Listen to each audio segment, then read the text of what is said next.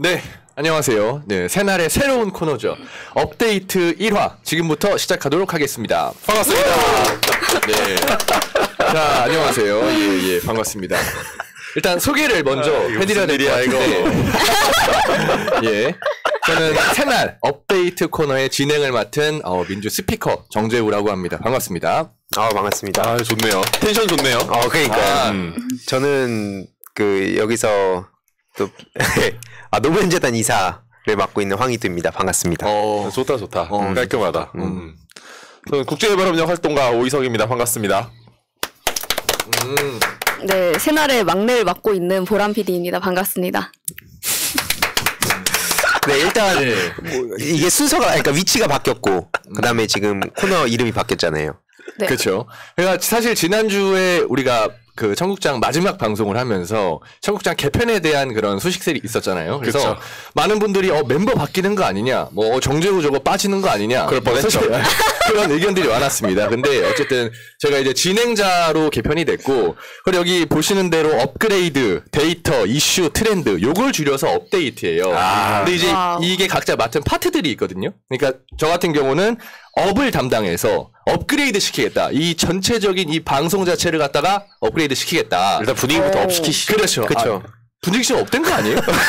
많이 다른데? 좋아요. 지금까지 텐션 좋고. 네, 좋습니다. 그리고 데이터. 이제 이거는 또 희두 씨가 파트를 맡아서 데이터를 기반으로 한 어떤 유익한 정보와 소식. 그리고 또 그 의석 형님이 이슈나 어떤 이 기후환경 이슈를 가지고 또 이렇게 설명을 해주는 그렇죠. 그런 코너고, 또 마지막 뭐죠?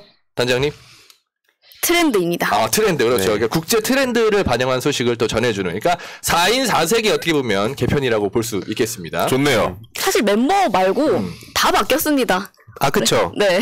그러니까 딱 멤버는 그대로인데 구성 자체가 일단 왜 업데이트가 됐죠? MC라고 부를까요 이제? MC 제우. 좋네. MC 제우. 전업 MC네. 노예이 더 달려들 것 같은데 뭔가? 좋네요. 그렇죠. MC 제우 한번 소개해 주세요. 이거 어쨌든 우리가 개편했으니까 네. 청국장 멀쩡하게 하다가 왜 갑자기 이게 또 개편했냐? 궁금해하신 분들 계실 거란 말이죠. 일단은 가장 큰 목적이 그겁니다. 재미. 그러니까 뭐냐면 청년들이 하는 방송인데 좀 재미가 없는 것 같다. 약간 희두 씨한테 사실 그런 지적도 없잖아 있었으니까. 그렇죠. MC가 노잼이다. 그래서 황희두의 청국장은 이제 막을 내리고 후의 업데이트로 한번 시작하자. 저 이거 쿠데타라고 얘기한 적 한 번도 없습니다. 좋네. 쿠데타라는 프레임을 씌우시면 안 되고, 이게 왜냐면 황희두 이사의 팬님들이 많기 때문에 쿠데타는 아니지만 어쨌든 우리가 재미를 더해서 청년다운 방송으로 또 시청자들을 만나보자. 그런 의미인 거죠. 미리 보는 정권 교체네요. 그렇습니다. 올해 그래서 정권 교체 원년으로서. 그렇죠. 그러니까 2013년에 맞춰서 딱 솔직히 업데이트 그 횟수를 이어가도 됐는데 그냥 바로 1회로 또 올해 많은 변화들이 있을 거기 때문에. 그렇지. 과감하게 이제 정재우의 시대다라는 걸 일종의 선언한 거고. 저는 근데 이런 거 좋다고 봐요. 좋죠. 저도 이 MC가 봤을 때는 이게 되게 쉬워 보이거든요. 그냥 박수 좀 치고. 프라님 그냥 보면 이게 그냥 띵하고 이게 아니에요. 이게 앉아보면 알거든요. 이제 한번 느껴봤으면 좋겠고. 아니 근데 MC도 어떤 사람이 어떤 생각을 가지고 어떤 부담을 가지고 하는지에 따라서 다를 것 같은데 윤석열 보세요. 대통령이 저렇게 쉬운 직업일 거라고는 아무도 상상 못했을걸요?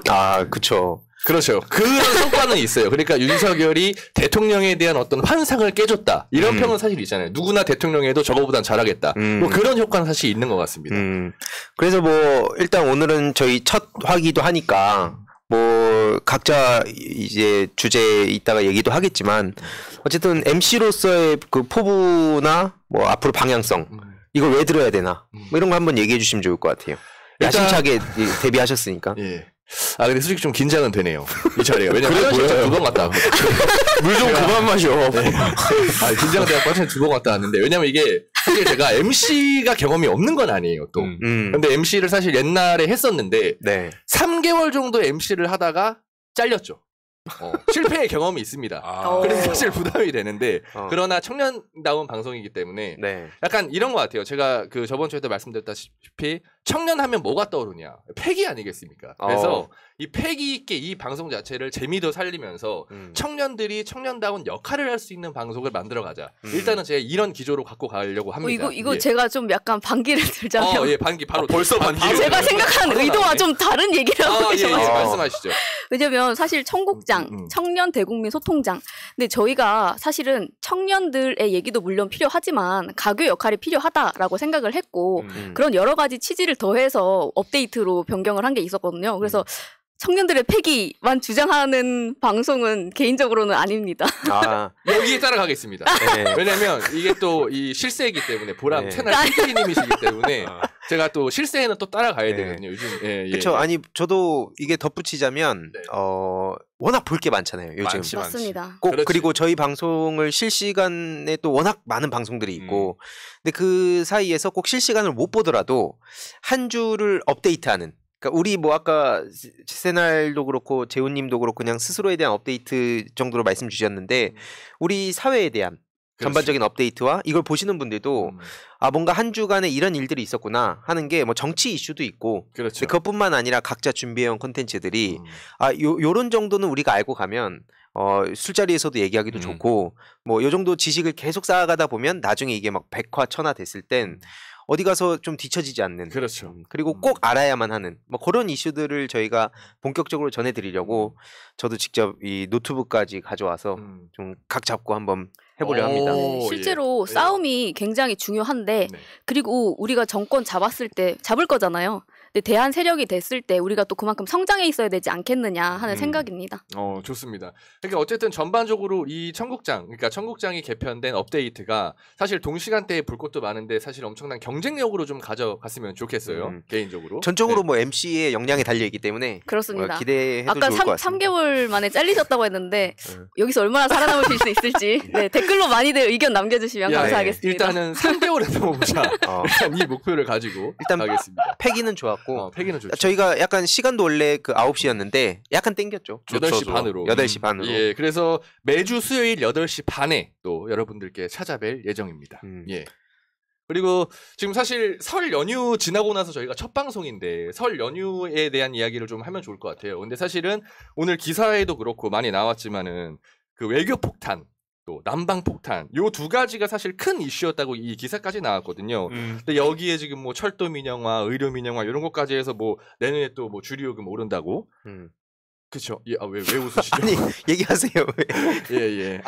진행할 때 장난치시면 안 됩니다. 예. 이런 것도 따끔하게 제가 지적을 합니다. 거의 윤석열급인데. 공안 방송이에요? 이거 뭐 이렇게 안 되는 게 많아 벌써. 좋습니다. 예, 계속할게요. 그래서 MC는 존중해야 되니까요. 아무튼 서민이 도저히 살 수가 없는 지금 그런 상황이 됐다. 근데 최근 제가 논설위원회 기사를 하나 봤는데 과거 한국의 중산층은 국민의 약 60% 정도가 됐다고 해요. 근데 그 기준이 뭐냐면 첫 번째, 부채 없이 30평대 아파트를 거주한다. 두 번째, 월급은 500만 원 이상이다. 세 번째, 중형차를 소유한다. 네 번째, 은행 통장 잔고에 약 1억 원 정도의 현금이 있다. 그리고 다섯 번째가 1년에 한두 번 정도는 해외여행을 다닌다. 그리고 여섯 번째가 취미 생활을 하고 문화를 감상하고 소유한다. 근데 과연 이런 기준에 갖춘 지금 중산층이 몇 %나 될까? 저는 사실 개인적으로 한 20% 정도도 안 될 것 같거든요. 그러니까 이걸 보면서 어떤 걸 느꼈냐면 윤석열 정권의 지금 행태대로 5년을 더 간다라고 하면 양극화가 점점 더 심해지고 사실 이런 것 때문에 설 민심에 이 걱정이 많은 그런 그 연휴였다고 해요. 그래서 다른 분들은 좀 어떻게 보냈어요? 주위에 뭐 어떤 나오는 의견이라던가 지금 채팅에 정은영님께서 그거 다 만족하면 상류층 아님? 그렇죠. 그렇죠. 과거의 중산층 비율이었다라는 그런 기사를 보고 이게 또 실시간으로 의견 남겨주신 분들과 같이 함께 만들어가는 방송이기 때문에 그리고 아까 그 이재명 지지하는 곳 아닌가요? 하면서 김기등님이 이재명이면 그런 일 없었을 텐데 라고 하셨는데 실제로 이재명 대표님이 그 최근에 기자회견도 그렇고 오늘 뭐 좀 나중에 장기적으로 그런 취지로 말씀하셨지만 횡재세에 대한 얘기 사실 이게 한국에선 무슨 엄청 급진적인 얘기인 것처럼 몰아가지만 해외에서는 그 이미 얘기 계속 나오고 있었거든요. 그래서 뭐 그런 것도 저희들은 충분히 공감한다. 뭐 일단 그런 말씀드리고 싶습니다. 뭐 또 이제 기본소득에 또 좀 더 불씨를 당기겠다 하신 얘기 들었는데 이런 때 필요한 거죠. 그러니까 인플레이션 때문에 물가가 오르고 또 지금처럼 또 어쩔 수 없이 가스요금 사실 오를 때 되긴 했거든요. 전기요금도 오르긴 해야 돼요. 근데 문제는 다른 리워드가 없는 거잖아요. 오르는 건 오르는 거고 하지만 너무 삶이 힘들기 때문에 그 삶을 시민들이 지탱할 수 있도록 정부가 나서야 되는 건데 그게 없이 그냥 뭐 자유 타령만 하고 있으니까는 모두가 지금 힘든 건데 이재명 후보가 대통령이 됐다라고 하면 뭐 기본소득이든 뭐든 하면서 뭐 좀 더 적극적인 분배 정책으로 이제 누구도 소외되지 않는 사회를 만들기 위해 노력을 더 많이 했겠죠. 최근에 보면 문재인 정부 때 왜 그렇게 기를 쓰고 코로나를 막았는지 정말 안타까운 생각이 들 때가 많아요.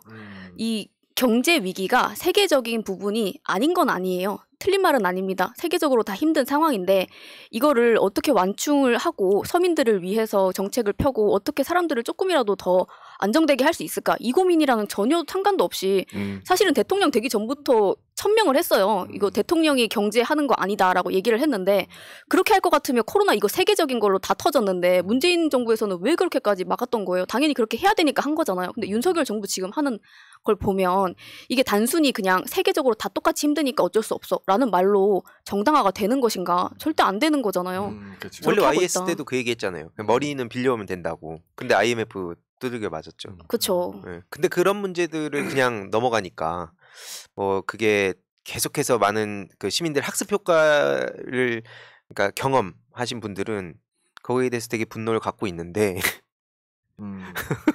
예. 아니 뭐 아무튼 그렇습니다. 예. 아니 안 그래도 지금 댓글 소통을 좀 하려고 하는데 댓글에 보면은 그 탈원전 전기 관련 아닌가요? 난방비랑 무슨 상관이라고 전 정권 탈원전 탓을 하는지 요거에 대해서 의석영님 좀 답변을 해주시죠. 뭐 다 일단 전 정권 탓은 일단 기본적으로 다 하고 있고 기본이죠. 네, 그렇죠. 가스 요금이 오르는 것 때문에 근데 뭐 난방을 가스 외에 전기로도 하니까 이 시민들이 갖는 이 부담 자체가 가스든 전기든 상관없이 일단 모든 건 다 탈원전 때문이야. 라고 이제 또 여론몰이를 하는 거죠. 거짓말을 하는 건데 여러 번 다 말씀드렸고 많이들 아시는 것처럼 뭐 탈원전 말만 탈원전이었지 감 원전이었고 당장 문재인 정부 때 닫은 원전도 없죠. 게다가 지금 그렇지. 우리나라 원전 7-8개 닫아도 전력 수급하는데 전혀 문제 없습니다. 왜냐하면 뭐 한 10년 전쯤에 이명박 때 블랙아웃 오고 하면서 발전소 많이 늘려야 된다 하는 이야기가 나오면서 발전소를 급하게 늘렸습니다만 요즘 같은 경우는 뭐 여름에 같은 경우도 폭염 때도 블랙아웃 오지 않는 이유가 그동안 나름대로 재생에너지가 늘었기 때문에 전력 피크 시간에 이제 재생에너지로 충당하면서 더 예전 같은 블랙아웃 현상이 오지 않거든요. 그러니까 그만큼 에너지 믹스가 다양해졌기 때문에 우리가 예전 같은 걱정을 하지 않아도 되는 건데 지금 이 탈원전으로 모든 탓을 하는 것 자체가 그렇죠. 한 2000년대쯤에나 먹히던 탓인 거죠. 사실도 아니고. 근데 제가 앞으로 뭐 이따가 메인 주제 각자 할 때 더 얘기하겠지만 이 탈진실의 시대라는 건 되게 중요하다고 봐요.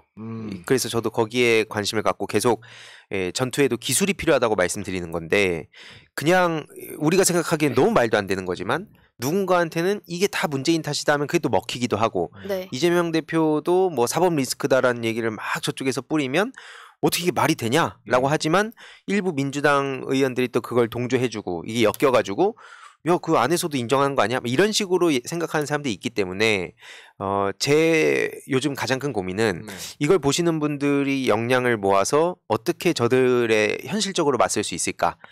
이게 우리 쪽에서 이런 얘기 오고 저쪽에서 저런 얘기하고 이게 계속 양쪽에서 공회전만 돌면 결국에는 밀리는 게 현실이기 때문에 워낙 저쪽이 양쪽으로도 때리고 가진 게 많고 맞습니다. 그래서 그런 불리한 환경 속에서 그나마라도 어떻게 우리가 싸울 수 있을까? 뭐 그런 것들을 앞으로 좀 많이 전해드릴 예정입니다. 네, 좋습니다. 그 주제 안 들어가요? 예, 주제 들어갈 거라서 소통 좀 하고 주제 들어가. 쉽지 않죠? 예. 정은영님께서 탈원전은 의논도 시작 못했는데 자꾸 탈원전 핑계냐 뭐 이런 댓글도 달아주셨고 참고로 저는 이 시청자 우리 새날 가족분들과 함께 소통하는 걸 저는 좋아합니다. 그 희두님 같은 그 과거 황희두 이 정권일 때는 청국장이 돈 보내주시는 분들만 언급을 했거든요. 슈퍼챗 이분 잠깐만 읽고 갈게요. 근데 저는 그렇지 않습니다. 저는 슈퍼챗을 안 보내주셔도 우리 또 가족분들과 함께 소통하는 그런 진행을 이어가도록 할 예정입니다. 좋습니다. 만약에 전국과탄은 이렇게 하는 거야. 전황희도 탄. 예, 좋습니다. 좋습니다. 네. 예. 아무튼 그러면 본격적인 주제로 들어가서 또 말씀 나눠보도록 하겠습니다. 자, 네. 첫 번째 순서 제가 호명을 해드릴게요. 아, 뭐 호명도 안 했는데 막 들어오려고 그래. 기다리세요. 일단 힘이 있을 테니까. 예. 네. 우리가 어쩔 수 지금 없습니다. 제가 딱 권력이 있지 않습니다. 네. 예. 자, 다음 순서는 황희두 씨입니다. 예. 네. 말씀하시죠. 뭐 일단 저는 제가 이렇게 주제를 가져와서 하는 게 처음이다 보니까 아직 제 코너에 뭐 이름을 붙인다기보단 그냥 제가 이런저런 주제를 앞으로 할 거다. 그리고 지금 윤석열 정부의 민낯을 하나 알릴 건 좀 알리고 좀 최근에 망신당한 일이 하나 있거든요. 그거 알리고 좀 소통하면서 저는 앞으로 어떤 방송 해가겠다. 어떤 이슈들을 전해드리면서 같이 업데이트를 하겠다. 예. 뭐 요걸 준비했는데 지금 화면에 같이 보면서 얘기한 게 제일 좋을 것 같아요. 아마 소식을 접하신 분들도 계실 텐데 네. 최근에 윤석열 대통령이 이런 얘기 나왔죠. 기사 보신 분들 계시겠지만 네. 대통령이 얼마나 아는 게 많으면 즉흥 발언 20분이나 하냐. 나 제목만 보고 처음에 와 이거 뭐 어떻게 띄워줘도 어떻게 저렇게 띄워줄까라고 하고 내용을 봤어요. 지금 화면에 나오고 있는데 말은 많이 하는데 할 때마다 번번이 입기를 오른다. 네. 그래서 최근에 그 국어 그 재미없었다 그러면서 자기가 왜 배우는가 했다. 왜 배우는가 했다. 우리말 뭐하러 또 배우냐. 뭐 그런 얘기하면서 이런저런 얘기 그냥 아무 말 대잔치 했는데 또 막 교과서에 있는 얘기 그대로 하고 또 다음 사진으로 넘어가 보면 마무리 발언이 또 길어지니까 굳이 안 해도 될 얘기를 본인이 막 쏟아내는 거예요. 굳이 그냥 안 해도 되는데 그런 얘기들 해가지고 예를 들어서 일본 정부 입장을 왜 옹호하냐 라든지 막 대변해주는 모습까지 벌어지고 있고 심지어 이게 비교하면 안 될 사안을 비교했다가 그걸로도 또 지적을 받습니다. 그리고 또 다음으로 넘어가 보면 대국민 보고회라고 했으면 이게 네. 뭐 보수 진보 할 거 없이 말 그대로 국민들을 대상으로 얘기하는 거잖아요. 네. 근데 거기서 또 정치적인 발언합니다. 막 신나가지고 뭐 과거 정부가 문재인 정부 얘기하면서 부동산 얘기하고 뭐 아까 환경 문제 얘기하고 그래서 뭐 양곡관리법은 농민 도움되지 않는다. 이것도 엄청 많은 비판을 받았던 게 그래놓고 부동산 막 둔촌주공 개입하고 그런 일들 때문에 또 논란 엄청 기우고 또 다음으로 보면 저는 이게 진짜 웃겼어요. 그러면서 대통령실 일부 인사들이 대통령이 아는 게 얼마나 많으면 저렇게 즉흥 발언 20분 넘게 하겠냐. 그러면서 이게 추워 올리기도 합니다라는데 전 이걸 보고 빵 터진 이유가 이게 과연 추워 올린 걸까? 그냥 간 거 아니야? 그냥 추어탕인데. 그러니까 야 이게 만약에 생각을 해보자 이거죠. 그냥 윤석열 정부를 까려는 게 아니라 만약에 우리가 참모예요. 대통령이 말만 하면 사고가 터져. 근데 또 굳이 안 시켰는데 뭔가 얘기를 떠들 때 이거 뭐 조마조마할 거 아니에요. 불안하지. 불안하지. 그렇잖아요. 네. 근데 그래놓고 저런 얘기를 해서 이게 좀 자제를 시켜달라고 언론에서 좀 이거 까달라고 한 거 아닌가. 그래서 실제로 제가 괜히 억까하는 거 아니야? 라고 생각하는 분도 있을 것 같아서 반응을 좀 가져와 봤습니다. 예, 지금 뭐 일단 실제로 대통령실 주변에서도 이거 우려의 목소리가 나오고 있고 지금 하면 또 나갈 텐데 이게 뭐 다들 아시는 펨코. 네. 뭐 여기가 윤석열 대통령과의 악연이 또 진하죠. 아마 지금 어지간한 민주당 지지자들보다도 싫어하는 사람들이 되게 많은데 지금 반응 보면은 진짜 가관이에요, 그냥. 저런 대통령 자기 인정할 수 없다는 그런 사람들이 굉장히 많고 입만 열면 사고를 치니까 지금 심지어 윤석열 대통령이 노골적으로 김기현 후보를 미는 상황 아닙니까? 근데 그걸 두고도 김기현 씨의 그 최근 20대 국민의힘 지지율 20대 지지율 3.9% 나왔어요. 윤석열 되게 미는데 알지도 못해. 누군지 몰라. 누군지를 모르는데 인지도가 없는데. 그래서 398 예전에 기억나세요? 네. 그 대선 과정에서 예. 20대 그 3%, 아하. 30대 9%, 아하. 40대 8%, 아하. 398 후보다. 이 이야. 얘기 있었는데 398 후보랑 같이 다니니까 김기현도 3.9% 된 거 아니냐? 그러면서 실제로 엄청 조롱당하고 결국엔 근데 저런 그 대통령실 주변에서도 우려하지만 오늘도 나베 엔딩을 보지 않았겠습니까?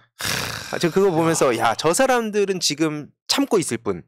최근 유시민 작가님도 지적했지만 절대 저런 영원한 권력도 없고 행복하게 노후를 보낼 수 없는 상황일 거라 생각해서 좀 그거에 대한 생각을 좀 같이 나눠보면 어떨까? 와, 완전 야쿠자 같던데요? 하는 거 보면. 특히 나경원 지금 전 의원 정도로 해야 되는 건가? 이제 뭐 직책도 없잖아. 아니요, 그 전 부위원장님. 용산구 주민 아니에요? 정책상 고령사회 부위원장. 나씨가 네. 배울 만큼 배우고 네임드인 사람인데 한마디에 꿈뻑 주고 안 나가겠습니다. 이런 거 보니까 진짜. 야쿠자지 저게 무슨. 근데 저는 아니 근데 예, 짠하기도 한 게 마지막에 윤석열 정부의 성공을 진심으로 바랍니다. 이러고 딱 끝내는 거예요. 근데 짠하진 않았고 사실 나는 그래서 그냥 찌질했어. 찌질한 것도 있지만 야, 진짜 저렇게까지 하는구나. 예. 말씀하세요. 아니 그 코너에서도 여기에 대해서 이제 그 시사 코너에서도 한번 얘기를 했었는데 이게 본인이 당당하면 저런 얘기를 안 할 거잖아요. 저희가 꿀릴 게 없으면. 근데 이미 우리가 알기로도 얼마나 여러 가지 의혹들이 많습니까? 뭐 5천만 원치 그냥 기름 넣고 뭐 이런 거는 예사로 하고 다녔으니까 얼마나 이것저것 우리가 모르는 것들이 더 있을까 이런 생각이 들기도 하고. 아니 실제로 그리고 13건 넘게 고발당한 거 몇 년간 질질 끌다가 그쵸. 사학 등등 해서 그때 그건 불기소 끝났잖아요. 네 맞습니다. 그래서 살살 흔들면 또 그래서 본인 저도 그 의성님 말대로 그렇게 뭐 짠하다 이것보다는 본인이 얼마나 꿀릴 게 많으면 또 저럴까 싶기도 해서 그런데 그 반면에 이재명 대표를 보세요. 얼마나 당당합니까? 어느 순간에서도 당당하잖아요. 이게 바로 맞습니다. 그 뭔가 있는 사람과 없는 사람의 차이다. 이런 것이다 하는 생각이 많이 들었어요. 진행하세요 빨리. 예. 아니 그 윤석열 김건희 하면 다들 망신당한 거 뭐 떠오르는 거 하나씩 혹시 있나요? 아니 이거 무슨 뭐 갑자기 이렇게 딱딱 끊기듯이 가는 거 아니에요? 아니, 지금 무르르듯이 진행되고 있는 거예요. 예. 저는 이제 이걸 보면서 그러니까 대통령실 그 주변 사람들 그리고 국민의힘 그 비윤계도 오늘 인터뷰를 보니까 이젠 나는 눈, 귀 닫고 입 닫고 있겠다 당분간. 왜냐면 저렇게 노골적으로 어떻게 보면 나경원이라는 사람이 우리가 굉장히 비호감도를 크게 갖고 있는 것도 맞지만 어쨌든 그럼에도 불구하고 그 안에서 4선이나 하고 진짜 어마어마한 상징성을 갖고 있는 사람 아닙니까? 그리고 늘 주류 곁에 있었던 사람인데 그쵸. 하루아침에 저렇게 찌그러지는 거 보면 야 이거 어지간한 사람은 싸우지도 못하겠다. 저게 무슨 정치야. 근데 공정 얘기하던 인간들 다 어디 간 거야? 그리고 공정상식 정의. 다 어디 간 거야? 저기는 초재선들이 들고 나서잖아요. 나경원 나가라고. 그래서 이재호 고문 열받아가지고 쟤네들 딱 그대로 다 이거 그 공천 주지 말라고. 네. 근데 최근에 망신당한 사례가 너무 많아가지고. 야, 이 와중에 근데 외구나베님이 1,000원 보내주셨네. 와. 아유, 감사합니다. 감사합니다. 예. 아니 슈퍼챗만 아닙니다. 아니 딱 적절한 시점에 이 센스 있는 슈퍼챗. 딱 이 나경원 이야기하는 와중에 외구나베님께서 1,000원을 보내주셨네. 프로필 예. 사진이 예, 프로필 사진. 그러네. 예, 아무튼. 근데 감사합니다. 중요한 거는 네. 그 사람들이 망신을 당해도 당한 줄 모른다는 게 저는 제일 큰 것 같아요. 이게 우리는 국제적으로 너무 부끄럽단 말이에요. 근데 뭐 앞 코너에서도 얘기 나온 게 초심님이 전화를 해서 이란 그쪽에다가 좀 모자란 사람이 저렇게 얘기를 해도 우리 국민들의 뜻이 아니니 좀 살펴봐달라 이렇게 얘기를 하셨다고 하는데 사실은 이게 국제적으로 봤을 때 뭐 이란, 일본뿐만이 아니라 사실은 잘 걸렸다 아니겠습니까? 우리들이야 너무 안타깝고 아 제발 저런 사람 좀 부족하니까 봐주세요. 근데 막말로 외국에서는 알바야 하고 이거 그냥 이참에 한번 해보자. 내가 원했던 거 이 계기로 해가지고 한번 해보자. 이런 계기가 될까봐 윤석열이 대통령인 것 자체가 굉장히 큰 리스크라는 거죠. 야, 근데 이 와중에 또 외구나베님이 1,000원을 또 보내. 아니 근데 가끔 이런 분들 계세요. 뭐 저번에 저는 생방하는데 이명박 닉으로 와서 슈퍼챗을 쏘시더라고. 변절하셨으니까 화 많이 나셨겠네. 아무튼 감사드리고. 네, 감사합니다. 제가 한 번에 2,000원 보내주셔도 되는데 1,000원씩. 예. 좋습니다. 아무튼 제가 뭐 망신당한 사례 본인 기억나는 거 뭐가 있어요? 사실은 뭐 굉장히 많은데 뭐 심심치 않게 볼 수 있더라고요. 최근에 뭐가 있었냐면 그 윤석열, 한덕수, 이상민 이름이 부끄럽다. 그러면서 현직 교장 선생님이 훈장을 거부한 일이 있었어요. 혹시 다들 보셨나요? 그쵸. 네, 유명했죠. 네, 잠깐만 요약해드리면 올해 2월 말에 퇴직 예정인 한 공립중학교 교장 선생님이 대통령 이름 윤석열 이름이 박힌 녹조 금정 훈장 증서 수령을 거부했다. 그러니까 이유가 뭐냐면 사사건건 적반하장의 모습을 보이는 윤석열 이름이 적힌 훈장증을 받는 상황이 부끄럽다. 그러면서 그 충남 비중학교 교장 선생님이 이런 말씀을 주셨는데 이런 분이 진짜 선생님 아닌가. 그러니까 예를 들어서 윤석열 입장에선 근데 이게 얼마나 또 개망신이 아닐 수 없습니까. 그래서 대통령 본인 이름이 박힌 훈장을 그 적반하장 뭉개는 모습은 학생들에게도 안 좋은 영향이다 이러면서 그 훈장을 딱 거부한 게 딱 기사에 났더라고요. 그거 보면서 사실 이것도 뭐 대표적인 그 개망신 케이스 아니겠습니까? 왜 그렇죠?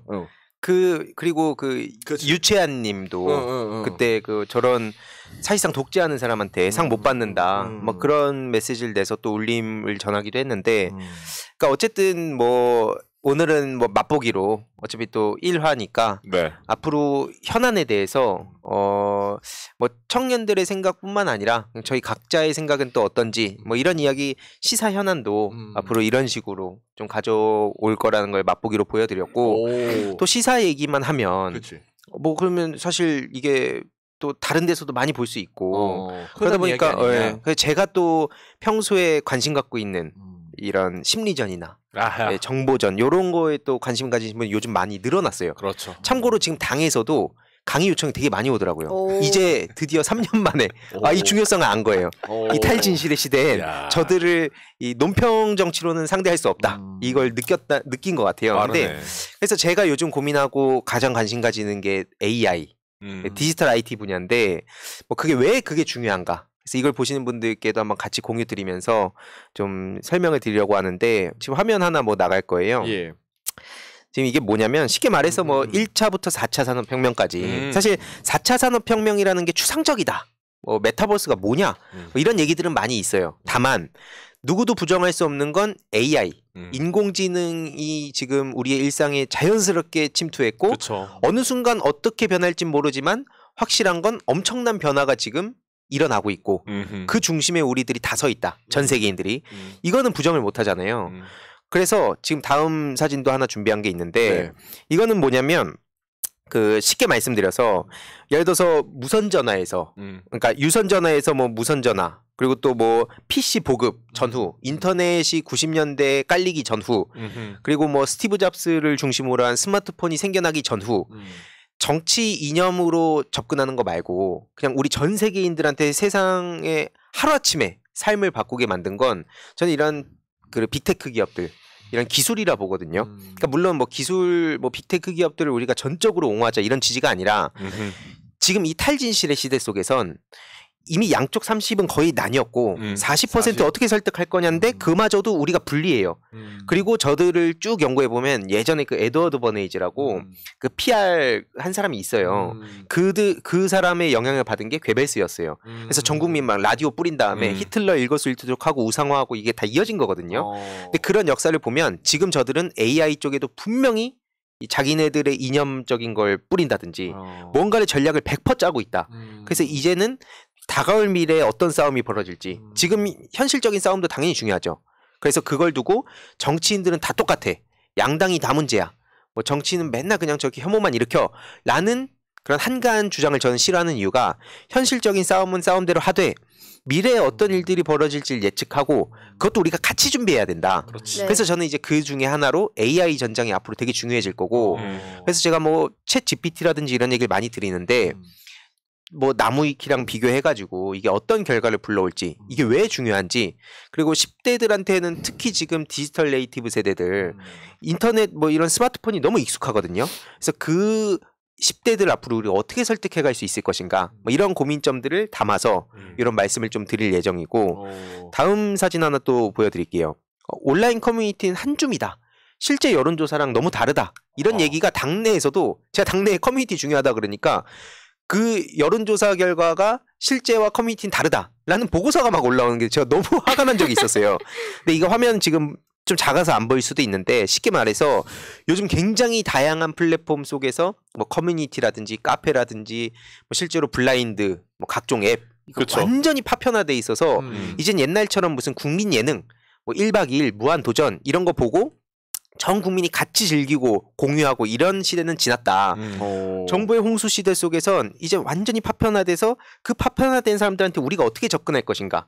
이걸 가장 중요하게 생각해야 되고 그러려면 결국엔 트렌드가 너무 중요하다. 네. 요즘 10대들한테는 예를 들어서 아이돌 뭐 뉴진스 같은 그룹 모르면 바로 저 아재 소리 듣거든요. 그러니까 그런 이 트렌드들 어떤 그리고 특히 의석영님 주제인 그 기후위기 거의 뭐 보수 진보할 거 없이 지금 엄청 관심 갖고 있고 막 네. 그래서 그런 문제들에 대해서 저도 좀 우리가 앞서가서 생각할 수 있는 그래서 매주 업데이트를 하는 거죠. 좋습니다. 그래서 또 다음 사진 하나 보여드리면 네. 이게 5천만 사용자를 모으는데 걸린 시간이에요. 뭐 비행기부터 해서 쭉 오는데 여기서 주목할 점은 네. 점점 시간이 지나면 지날수록 짧아진다는 거예요. 굉장히 네. 짧아져요. 폰업 59일? 혹시 그것만 보링포인 거 아니에요? 딱 보이네요, 폰허브. 아니 그리고 최근에 챗 GPT 제가 뭐 이거 되게 중요하다고 다음 주나 뭐 조만간 한번 정리를 해서 처음 들으신 분 계실 테니 공유 드릴 건데 5일 만에 100만 사용자가 이용했고 IT 업계뿐만 아니라 전 세계가 들썩이고 있습니다. 그러니까 그만큼 지금 세상이 굉장히 빠르게 변해가고 있는데 그때 결국엔 이재명 대표뿐만 아니라 앞으로 민주개혁 세력들한테 그럼 저들이 어떤 식으로 다가올까? 딥페이크 같은 것도 실제로 지금 되게 문제가 많다는 얘기가 있거든요. 네. 근데 그냥 추상적으로 우리가 아는 거랑 실제로 이런 일들이 어떻게 벌어질지 예측하고 대비하는 건 다르잖아요. 그래서 그런 이슈들 좀 많이 전해드릴 예정이고 또 마지막으로 준비한 사진은 윤석열 정부에서 어쨌든 12가지 국가 전략 기술을 이렇게 설정을 했어요. 뭐 반도체 디스플레이부터 쭉 저 12가지인데 윤석열 정부를 저희가 싫어하고 비판하는 것과 별개로 저들이 주목하는 저 포인트들에서 예산 장난을 치는 게 있다면 어떤 게 있는지 그리고 맨날 뭐 청년, 청소년, 미래 세대 얘기는 하는데 결국 중요한 건 이런 미래 먹거리 아니겠습니까? 네. 미래 먹거리에 대해서 현 정부는 어떻게 하고 있고 민주당은 또 어떻게 대응하고 있고 뭐 혹은 또 다른 진보 정당들은 어떻게 하고 있는지 이런 이야기들을 하나하나 다 보시면은 못 보거든요 이게. 네. 그래서 제가 그때 중요한 이슈들을 끌고 와서 이렇게 딱 데이터화해서 공유 드리겠다. 오늘은 뭐 이렇게 제 코너 앞으로의 코너를 소개하는 정도. 광고 잘 봤습니다. 그래서 코너명 같은 것도 남겨주시면 좋을 것 같아요. 약간 예고편 미리 보기 예고편. 그런 느낌. 거의 뭐 끝까지 다 본 거죠. 이 정도. 네, 다 얘기했습니다. 하나 했네. 아니 근데 굉장히 중요하다라고 생각하는 게 저도 개인적으로 이 온라인 지금 황희두 씨가 앉아 있는 자리에 앉아서 온라인 얘기 한 1년 정도 한 것 같거든요. 근데 이게 심각성이 뭐냐면 과거에 이제 노사모라는 조직이 굉장히 이쪽 진영에서 거대했지 않습니까? 네. 근데 이 노사모를 부러워했던 저쪽 극우 또는 안티페미 세력들이 한 10여 년 전 카페 시절부터 사이버 전사 100명만 있으면 노사모에 버금가는 조직을 만들 수 있다라고 하면서 약 10여 년 전부터 사이버 전사 100명을 가지고 굉장히 밀물 작업을 많이 해왔거든요. 근데 그때 이쪽 진영에서는 사실 그거를 대응을 전혀 못했었잖아요. 근데 그런 것들이 퍼져서 사실 온라인 여론도 굉장히 뒤바뀐 거라고 생각을 하거든요. 그렇죠. 네. 그러니까 꼭 이렇게 말씀하시면 그 밑에 그게 붙어요. 문재인 정부가 잘했으면 이런 일도 없지 않냐라고 하신 분 계신데 네. 두 가지 같이 봐야 된다 생각합니다. 그러니까 아무리 잘한다 해도 지금도 당장 계속 뭐만 하면 그냥 문재인 탓이에요. 이제는 그치. 저들이 어떤 식으로 나올지를 대부분의 당원들이 더 잘할 거예요. 네. 그냥 뭔 이슈 터지면 이것도 문재인 탓하겠네. 이거 뭐 이재명 대표 사법 리스크 그런 프레임 씌워가지고 계속 압박하겠네. 이거 다 뻔하잖아요. 감이 오지. 근데 실제로 그런 식으로 계속 바짓가랑이 잡고 있는 거 보면 여태까지는 얼마나 심했을까 그게. 사람들의 아픈 고리를 치고 들어온다. 뭐 가랑비 옷 젖듯이 저들은 장기 전략을 짠다. 이런 것도 앞으로 계속 중간중간 녹여서 말씀을 드리겠습니다. 예. 네, 많은 민주 시민분들과 지지자분들은 체감하고 계실 텐데 이제 팟캐스트 시절에는 어쨌든 민주 진영 쪽에서 먼저 선점을 했는데 이 시장이 유튜브로 옮겨가면서 우리가 너무 선점을 못하고 밀렸다, 많이 뒤쳐졌다라는 걸 많이 느끼시는 분들이 계실 거예요. 맞습니다. 그래서 여기에 대한 갈증이 많이 있으신 상태라고 저도 알고 있거든요. 그래서 그런 소식을 계속 전해주시면 되게 좋을 것 같습니다. 맞아요. 그래서 우리가 일단 다른 것보다 지는 게 싫잖아요. 저도 제가 여기까지 오게 된 것도 진짜 거대한 역사적 사명을 갖고 무슨 정치인이 돼서 내가 나라를 바꾸겠다가 아니라 이명박 같이 진짜 얍삽한 인간한테 그치. 심리전에 낚여가지고 내가 한때 그런 사람을 존경했었다는 게 너무 부끄러운 거예요. 화도 많이 나고 승부욕도 생기고. 출신인데 내가 당해? 약간 그치. 그 심리전이 되게 중요한데 그렇죠. 심리전에 넘어간 거예요. 그래서 그러면 저 사람들하고 어떻게 맞서야 될까 이런 걸 고민하면서 프로게이머 때는 밥 먹고 하는 게 우리 남들 공부할 때. 그렇지. 그래서 게임했지. 분석하고 밥 먹고 이거 막 파해법 찾고 네, 막 그런 것만 했잖아요. 그래서 내 이 그동안에 낚였던 것들 여기서 이제 풀어야겠다. 하다 보니까 여기까지 온 거예요. 그래서 저는 막 멋있는 얘기하고 우리가 뭐 다 결국엔 다 좋아질 거야라는 식으로 얘기하는 거를 그런 목소리도 필요하지만 이런 새날 같은 방송들을 계속 또 봐야 된다고 생각하는 건 우리가 어떤 포인트로 저들과 싸울 것인가 이런 논리 제공 일종의 무기죠. 그렇죠. 그런 거를 우리가 계속 업데이트를 해가야 그렇지. 중도층들이랑 대화를 할 때 그게 먹히는 거라 봐요. 네. 맞아, 근데 이거를 저들은 또 아픈 고리라 생각하니까 뭐라 그래요? 유튜브나 보고 떠든다 이런 식으로 깎아내리는데 그게 기죽을 필요 없어요. 왜냐면 저들도 어쨌든 정보 유통 창구를 보면 조선일보가 됐든 커뮤니티가 됐든 그럼 넌 펜코 보고 떠드냐? 막 이런 식으로. 네. 이게 또 실제 버전도 앞으로 좀 많이 편하게 얘기할 예정이에요. 책을 보고 와도 책 보고 떠든다고 해. 그치? 너 그 교수 하나 뭐 그 책 하나 보고 떠들어? 말 따라하는 거잖아. 무식한 놈이 책 한 권 보는 거야. 그 이경규 님인가요? 그 짤 있잖아요. 네. 책 하나 보고 신념을 가진 놈이 제일 무섭다. 제일 무섭다. 그런 거 얘기하고. 네, 그러니까 대단한 소리들이 똑같은 그 주고 받는 거기 때문에 네. 우리가 어떻게 하면 이길 수 있을까? 앞으로 요걸 좀 집중할 예정입니다. 예. 그 정철웅님께서 희루님 야당 국회의원 교육 좀 시키세요 이렇게 달아주셨는데 뭐라고 대답할까요? 그분들은 네가 뭔데? 약간 이런 게 있어서 예. 물론 지금 올해 초에 강의 예정돼 있는데 되게 많아요. 일단 다음 주에 목포 가고요. 경북 가요. 임미애 위원장님도 그쪽 홍보 소통 쪽 연결하셔서 또 험지잖아요. 네. 험지에서 이런 승리할 수 있는 비결 중요하다. 그리고 이외로도 몇몇 의원님들도 연락 주시는데 앞으로 그만큼 이제 당 내에도 우리가 그냥 구호만으로 싸우는 건 안 된다. 이젠 진짜 제대로 싸움의 기술이 필요하다라는 공감대가 형성이 된 것 같고 거기에는 지금 대관 같은 걸 통해서 계속 고지전 24시간 싸워주시는 민주시민들의 노력이 당에 전달된 거라 봐요. 제가 뭐 3년 동안 떠들어갖고 되는 게 아니라 결국엔 당원들의 목소리가 반영이 되는 거고 그게 못마땅한 사람들은 뭐 팬덤 정치다 뭐 이런 식으로 깎아내리는데 뭐 천원 당원이다 이러는데 안 됩니다. 그 바로 또 꼬리 내릴 수밖에 그러니까, 없어요. 예. 총선 앞두고 그게 무슨 막말입니까 그게. 네. 그러니까 이 정철웅님 질문도 그만큼 이거 위급한 상황에서 민주당의 내부 총질하는 의원 때문에 또 분노감에 그런 말씀을 주신 것 같은데 제가 희두한테 얘기해서 잘 교육시키라고 이렇게 전달을 하도록 하고요. 예. 이 와중에 나벤님 아까 1,000원도 보내주셨고 쌍둥이 이모님이 5,000원 그리고 수수님이 10,000원 보내주셨습니다. 예. 감사합니다. 감사합니다. 그만큼 또 황희도 씨의 이 첫 코너가 네. 아주 만족스러웠다는 또 그런 반응이지 않을까 싶고 혹시 뭐 코너명 같은 거 이렇게 댓글 남겨주셔도 좋아요. 아 맞아요. 채팅이나 아니면 예. 이따가 방송 나중에 보시는 분들 예. 댓글로 의견 남겨주시면 지금 황희두의 코너 맨 위에가 비어있는 그렇죠, 공백이에요. 예, 코너명을 아직 못 정했으니까 약간 이 국민투표 같은 걸로 아니요. 안정한 거죠. 함께 만들어가겠다. 그렇지. 함께 만들어가겠다. 그래서 네. 황희두 코너에 좀 좋은 의견이 있으시면 댓글로 달아주시면 감사하겠습니다. 그 사회자님 지금 벌써 시간 분배 괜찮은 거냐는 얘기가 나오고 있어요. 할 겁니다. 아니 오늘 첫 순서지 않습니까? 그리고 희두가 굉장히 중요한 얘기를 해줬기 때문에 조금 분량 더 주세요. 1, 2분 더 드릴게요. 걱정 마세요. 네, 자, 알았어. 네. 자, 바로 보람의 쇼미더월드 코너로 넘어가 보도록 하겠습니다. 네. 자, 쇼미더월드 출발하시죠. 이게 원래 제가 예. 쇼미더월드 하면서 시작을 딱 해야 되는데 앞에서 뭔가 저렇게 하시니까 할 맛이 별로 안 나는 것 같은데요. 아니 한참 힘이 좋을 때라. 근데 곧 레임덕 와요. 네, 알겠습니다. 아니 시작할 때 그렇게 텐션 높이더니 벌써 뭐 끝난 거 너무 약간 이 통제적인 분위기가. 왜냐면 그 보람 씨가 이거를 밝게 해주기 때문에 내가 일부러 좀 낮춰서 얘기를 해준 겁니다. 예. 좋습니다. 예. 첫 사회라 시야가 좁아. 그리고 라이브라 이게 편집이 안 되니까 그냥 이어서 하세요. 네. 예. 좋습니다. 네, 좋습니다. 네, 우선 간단하게 희두님이 앞에서 소개도 해드렸고 앞에 이제 미래 먹거리가 얼마나 중요한가 또 얘기를 해주셨는데 우선 간단하게 CES에 대해서 소개를 드리고 본 주제를 설명드리도록 하겠습니다. CES 다들 들어보셨죠? 네, CES가 그쵸. 뭐냐면 라스베거스에서 매년 1월마다 하는 가전 IT 박람회입니다. 이게 이름이 컨슈머 일렉트로닉스 쇼. 네, 소비자 가전 전시회인데 일반인들에게는 공개가 되지 않고요.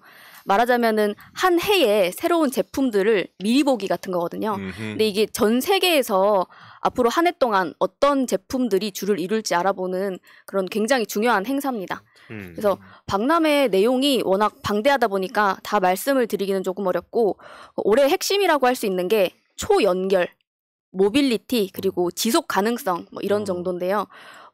희두님도 많이 들어보셨을 만한 인공지능, 웹 3.0, 메타버스, 디지털 헬스, 스마트홈, 로봇 이런 등등이 있습니다. 네. 들으시면서 느낌이 살짝 오시죠? 이런 첨단한이 아니라 첨단의 기술들과 그런 제품들을 선보일 수 있는 이런 자리거든요. 예를 들자면은 이번에는 옆으로 가는 차. 바퀴가 옆으로 꺾여가지고 90도로 꺾여서 나중에 검색해보시면 좋을 것 같아요. 네. 그거 주차 바로 되겠다. 그렇죠. 꺾이니까 평행 주차 같은 거. 옆으로 개처럼 갈 수 있는. 그리고 중요한 거는 이게 그러니까 딱 주차도 있지만 그 기술력으로 앞으로 어디에 또 연결이 돼서 어떤 혁신을 불러올까가 되게 중요한 포인트죠. 그러니까 전 세계의 유명한 기업들부터 스타트업 하는 사람들도 그렇고 다 관심 가지는 게 그게 올 한 해의 전체적인 트렌드를 다 보여주고 있는, 담고 있는. 맞습니다. 그리고 또 하나가 어떤 거가 있었냐면 도로와 하늘에서 사용이 가능한 공육 양용 차량. 이 발음이 어려워서 네, 하늘과 그 땅 위에서 모두 다 사용할 수 있다는 얘기인 거죠. 이게 수직으로 낙하가 되고 그래서 굉장히 편리한. 되게 어릴 때 미래 도시를 상상했을 때. 네. 맞습니다. 여기를 딱 보면은 뭔가 우리가 상상했던 것들이 얼마나 또 우리의 체감적으로 다가오는지를 아실 수가 있습니다. 네. 근데 우리가 관련해서 쉽게 떠올릴 수 있는 뭐 LG, SK, 삼성 이런 기업들뿐만이 아니라 예를 들면 뭐 신한금융, 뭐 하나금융 이런 금융계에서마저 네, 디지털 전환, 초연결, 가상자산, 메타버스 이런 언급을 하면서 굉장히 관심을 가지고 있거든요. 근데 아까 희두님이 딱 그 포인트를 얘기를 해주셨는데 이제 인류의 역사를 쭉 보게 되면 다른 그 어떤 것들보다도 이제 과학기술 발전이 네. 인간 생활에 크게 그리고 빠르게 변화를 시켰잖아요. 뭐 기술이 먼저 발명이 되고 나면 그것이 인간 생활에 영향을 미치고 인식에도 영향을 미치고 그리고 뭐 에티켓, 사회 상식 이런 것들이 이제 합의가 되고 뭐 법이 만들어지고 이런 순서가 되잖아요. 그래서 네. 이거를 뭐 물론 경제적인 산업적인 부분으로 관심을 가지신 분들도 많으신데 결국 이런 기술 발전이 앞으로 우리 생활에 그리고 정치적인 대안으로서 어떤 역할을 하게 될까, 연결이 될까 관심을 좀 가져보면 좋겠다 해서 일단 간단하게 소개를 좀 드려보려고 가지고 왔습니다. 근데 탄소 배출량이 많지 않을까? 그런 거에 대해서 그래서 뭐 SK 같은 기업이라든지 뭐 그런 데서도 이 문제 이 네. 탄소 배출 때문에 그걸 또 어떻게 혁신적인 기술로 맞습니다. 이걸 줄일 수 있을까도 같이 고민하더라고요. 네, 그 지속 가능성에 그런 의미들이 많이 그쵸. 담겨져 있습니다. 그러니까 이게 진짜 웃긴 게 네. 윤석열 대통령을 제외한 모든 사람들 다른 모든 정상 국가들이랑 그리고 모든 기업인들이 다 기본적으로 좋든 싫든 이 환경에 대한 문제를 다 제기하고 있어요. 근데 대통령만 당당하게 원전 얘기하고. 제가 산업디자인과를 나왔는데 네. 한 10년 전부터 사실은 지속 가능성이라고 하는 게 트렌드에 대부분 많이 들어가 있었어요. 근데 이게 뭐 예를 들어서 뭐 초연결이라든지 이런 것도 점점 강화가 되는 거죠. 뭐 가상현실, 증강현실 이런 게 올해 갑자기 튀어나온 단어는 아니잖아요. 네. 근데 예를 들어서 얼마나 더 실현을 할 때 실제 가치 구현을 하는가 뭐 이런 것들이 화두가 점점 되고 있는 거죠. 기술이 발전되고. 특히 저는 되게 신기했던 게 우리가 그냥 기본적인 생각 갖고 있던 게 자동차 하면 아무래도 이게 하드웨어잖아요. 그게 그냥 얼마나 더 빠르고 그래서 이게 더 차가 멋있게 나오고 막 이런 걸 생각하는데 이런 거. 예. 근데 지금은 이 소프트웨어로 지금 이게 넘어갔다는 거예요. 그 차 이 자율주행 얘기가 지금 나오니까 그 안에서의 시간을 그럼 또 어떻게 쓸 것인가 막 이런 거. 이게 그게 되게 신기하더라고요, 저는 이게. 예, 마케팅적으로 회사들이 뭐 앞에서 우리가 이렇게 볼 것도 많은데 우리 프로그램이 다른 코너들과 경쟁을 한다 이런 얘기도 해주셨지만 결국에는 그 사람의 시간과 돈을 어떻게 뺏어올 수 있을까? 다른 그쵸. 경쟁자들 사이에서 이 경쟁인 거잖아요. 최근에는 한 몇 년 전부터는 사용자들에게 뭐 좋은 경험을 선사하는 이런 식의 방향으로 많이 바뀌고들 있죠. 근데 여기에 대해서도 앞으로도 다른 주제에서 또 가지고 와서 얘기를 드리도록 하겠습니다. 아, 그렇죠. 그러니까 약간 덧붙이면 이게 왜 그러니까 중요하냐? 네. 그런 기업들은 결국에는 이게 뭐 지구를 위한다라는 건 이제 표면적인 얘기인 거고 말씀하셨듯이 시간, 돈, 특히 지금 뭐 OTT라든지 이런 건 다 시간 싸움이잖아요. 그쵸. 사람들의 시간을 어떻게 가져올 거냐. 24시간이라는 시간은 한정돼 있는데 그래서 그런 시간 싸움을 할 때 어떤 기술들을 가지고 혹은 어떤 이 낚시성 그런 콘텐츠를 가지고 사람들을 낚아가나 이걸 알면 저들도 늘 거기 가랑비 옷 젖듯이 자기네들 이념들을 살짝씩 넣어놔요. 근데 이걸 그냥 방치해두면 나중에 사람들이 이미 그게 머릿속에 가랑비 옷 젖듯이 딱 다 퍼져 있을 때 이미 젖어 있으면 그렇죠. 그때 가서 야 이거 뭐냐 하면 늦는다는 거예요. 맞아요. 그러니까 우리가 그 고지를 먼저 가서 이 파이법을 미리 찾아야 된다. 그래서 이게 전 되게 중요한 얘기들이라 봅니다. 네, 맞습니다. 그냥 단순히 트렌드 이게 있네. 뭐 내가 친구들한테 가서 뭐 이런 거 자랑 한번 할 수 있어. 이런 정도가 아니라 민주 시민으로서 우리가 이런 걸 앞서가서 생각하고 또 저들이 말로만 미래 먹거리 타령하는 건 아닌지 이런 것도 미리 캐치하고 눈에 불을 켜고 봐야 될 것 같습니다. 맞습니다. 왜냐하면 네. 예산 같은 거 맨날 말로는 뭐 한다 저거 한다 얘기를 했는데도 실제적인 예산의 반영을 안 하고 삭감을 해버린다든지 뭐 여러 가지 예시가 있었잖아요. 네. 그래서 네, 드디어 본격적인 주제로 한번 들어가 보겠습니다. 네, 그 다음으로는 우리 생활에 밀접하게 연결돼 있는 주제를 좀 가지고 왔는데요. 뭐 주식에 좀 관심 있으신 분들 계신가요? 주식 얘기는 지금 네, 그래서 좀 그런 분들께서는 좀 미리 깸새를 차리지 않으셨을까 해서 잠깐 말씀을 드려봤는데 이제 작년 하반기부터 빅테크 기업들의 칼바람이 불고 있습니다. 네, 사진 보여주시면은 네, 대대적인 구조 조정을 예고를 했고 현재 실행하고 있는 중인데요. 아, 미국의 빅테크 기업이네. 네, 맞습니다. 세계적인 빅테크 기업이죠. 구글의 모 회사인 알파벳, 그리고 페이스북 회사인 메타, 마이크로소프트, 아마존 등등 다들 친숙한 이름들이시죠. 네. 이런 거대 회사들이 지금 1만 명 넘게 대량 해고를 하고 있는 중입니다. 이 소식 다들 들어보셨나요? 네, 뭐 최근에 한바탕 난리가 났었죠. 그것 네, 때문에. 맞습니다. 이게 도대체 뭔 난리인가? 왜 이런 일이 일어났는가? 결국 사실 1차원적으로만 보면 IT가 세계적으로 계속 발전하는 추세인데 왜 거기 있는 사람들이 해고를 당하지? 약간 이렇게 1차적으로는 약간 의문이 들거든요. 네, 맞습니다. 결국 이 빅테크 칼바람이 팬데믹의 저주라고 할 수 있어요. 네. 이 코로나와 이게 도대체 어떻게 연결이 되냐면 팬데믹이 터지면서 아까 뭐 사회자님 말씀해 주신 것처럼 비대면 트렌드를 타고 이런 온라인 관련 기업들이 이익을 굉장히 많이 봤잖아요. 그렇죠. 그러면서 빅테크들이 공격적으로 인재도 채용하고 많이 늘렸었는데 이 과정에서 필요 이상으로 몸집이 비대해진 거죠. 근데 팬데믹이 종료되니까 지금 어떻습니까? 그 사람들 그렇게 많이 뽑아놓고.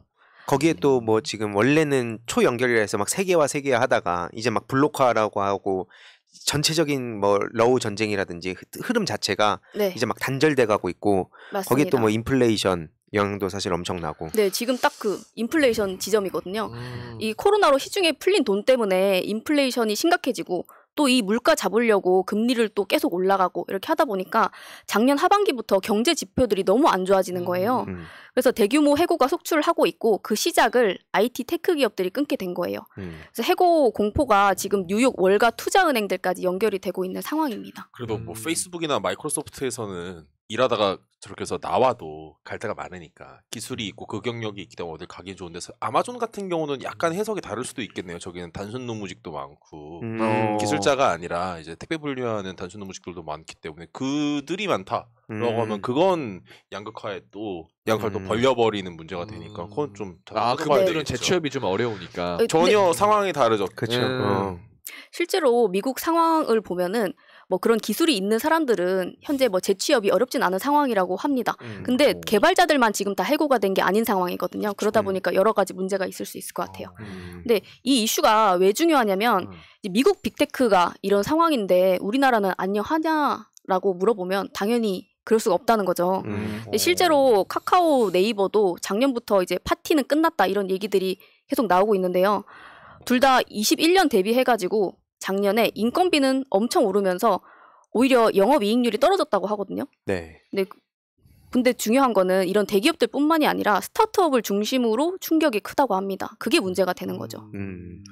해외에서도 사실 스타트업도 지금 타격이 되게 크다고 하는데 뭐 한국에서도 그런 스타트업이 그리고 피해가 훨씬 더 크잖아요, 솔직히. 네. 근데 그거는 가만 보면 언론 보도도 잘 안 되는 것 같아요. 그렇죠. 그나마 유명한 기업들이니까 보도라도 나오는 거지. 근데 약간 저 이 지점에서 사실 제 주제는 아니었지만 말씀드리고 싶은 게 뭐 어떻게 보면 기사 쓰시는 분들 유튜버 아까 뭐 유튜버에서 보고 온 거 아니야? 뭐 이런 얘기도 하셨지만 저 어쩔 때 보면 자극적인 걸로 봤을 때는 기사만큼 또 따라갈 수 있는 게 있나 싶을 때도 굉장히 많거든요. 기자들은 이제 그 트래픽 전쟁 싸움이잖아요. 네, 트래픽 전쟁인 것 때문에 조회수 하나 늘리려고 굉장히 제목 자극적으로 뽑잖아요. 특히 연예계 뉴스라던가. 그래서 근데 이런 거를 보면은 아까 얘기해 주신 것처럼 어떤 기업이거나 뭐 스타트업, 창업 소규모의 이런 기업체들은 신경도 안 써주는 게 왜냐면 그런 게 제목 달아봤자 누가 눌러보겠습니까? 누가 관심이 있겠습니까? 그러니까 실제로 그쪽은 지금 문제가 많아요. 정말로 이제 창업하는 쪽은 그러니까 인큐베이팅 단계, 뭐 엑셀러레이팅 단계, 그러니까 물을 계속 줘야 자라는 단계에 있는 곳들이 지금 정권 바뀌고 나서 물이 싹 끊겼습니다. 그러면서 창업을 시작했다가 덮은 분들도 주변에 많이 계시고 전반적으로 그쪽이 문제가 심한데 사실 말씀하신 것처럼 기사에 전혀 안 나오죠. 네. 사실 뭐 스타트업 쪽은 아니지만 시민단체라든지 그것들도 지금 오세훈 시장 입장에서 보도를 해주잖아요. 네. 최근에도 막 작은 도서관 관련해서 제가 뭐 얘기하긴 했었지만 네. 논란되고 나니까 오세훈이 갑자기 격노했다고 막 갑자기 그 입장을 대변해주고 그거 말고도 막 시민단체 막 혈세 낭비, 그렇죠. 뭐 비정상의 정상화. 뭐 누구 밀어주기 뭐 이런 식으로 저들이 언론 이렇게 보도를 하니까 일반 사람들 입장에서는 그걸 보고 그럼 이걸 오세훈이 오히려 잘 해줬네? 이렇게 되는 거죠. 아, 인식이 그렇게 바뀌는 거구나. 그렇죠. 옛날에 본인처럼. 근데 사실 그렇지. 이렇게 한 방울 떨어뜨리는 거죠. 맞습니다. 근데 이게 중요한 게 뭐냐면 진짜 저같이 약간 정치 시사에 무관심했던 층들은 그 제목이랑 이 내용은 잘 안 보여요. 제목이랑 댓글만 보고 그 기사를 판단하거든요. 그래서 사실 여론전이 중요한 게 우리 아무리 그 팩트를 적은 기사였어도 댓글에 그게 팩트가 아니네라고 만약에 베스트로 올라가 버리게 되면 그 기사는 그냥 팩트가 아닌 기사가 되는 겁니다. 네. 그런 지점에 있어서 좀 중요한 말씀 해주셨네요. 예. 네, 맞아요. 그래서 이게 뭐 아까 얘기해 주신 것처럼 이게 미국 측면에서 조금 다르게 보자면은 실리콘밸리 등에서는 특히나 스타트업 창업 열기가 뜨거워지고 있다고 해요. 뭐 해고자들이 새로운 곳에 재취업하는 것도 그렇게 어렵지 않은 사람들도 많이 있고 그래서 이렇게 창업 열기가 뜨거워지다 보니까 오히려 닷컴 버블 붕괴 이후에 페이스북이랑 뭐 유튜버 등등의 회사들이 새로 생겨났잖아요. 네. 근데 그때가 연상이 된다. 뭐 이런 반응들도 있기는 합니다. 근데 그러면 우리나라도 이렇게 희망을 가져볼 수 있는 상황인가 보면은 뭐 앞에서 얘기해 주셨지만 나빠지는 건 미국하고 상황이 비슷한데 우리나라는 19년도부터 계속 창업 생태계 분위기가 조금씩 나빠지고 있다고 하거든요. 근데 뭐 아까 얘기를 해주셔서 그렇지만 이번 정권에서도 근데 창업 육성을 하기는 합니다. 이거를 안 하는 정권은 있을 수가 없긴 하죠. 그렇죠. 네, 뭐 중기부 장관이 지금 이영인데 이영인 줄 모르시는 분들도 많이 계셨을 것 같아요. 워낙 뭐 유명인들이 워낙 많아가지고 스타 장관 많이 나왔잖아요.